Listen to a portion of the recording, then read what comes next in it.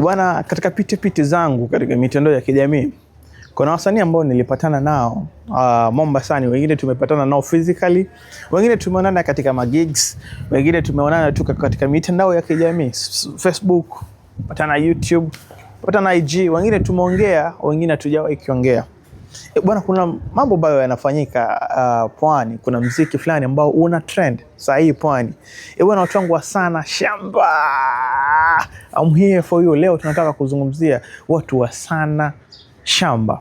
Bwana, tukizungumzia wasanii wa Sana Shamba tunazungumzia Mtalibani Halisi, tunazungumzia Makamanda ambao walikuwa wanajiita Double Gang pale. Bwana, tunamzungumzia Pelzi.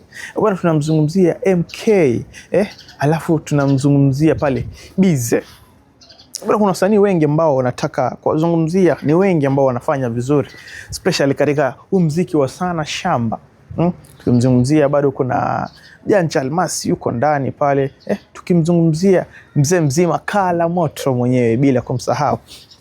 Bwana, ni hivi, tuko na mixtape ya Sana Shamba ambayo na drop pale YouTube si kitambo, kwa sababu ni jamaa ambao wanafanya vizuri na lazima support. Bwana, being a DJ katika Coast Region lazima tuna drop hii mixtape. Mtachukuliaje hii mixtape ya Sana Shamba? Kama bado wewe ni mgeni, fanya hivi, endo subscribe katika YouTube channel ya Beka Smasher. Thanks so much my guys for 30,000 subscribers. Road to 50,000 subscribers. Sana Shamba mixtape is coming in a few. Usikose wewe. Kama kuna mix zote ambazo umekosa, hii ya Sana Shamba usiwahi kosa. Sana Shamba, sana mjini.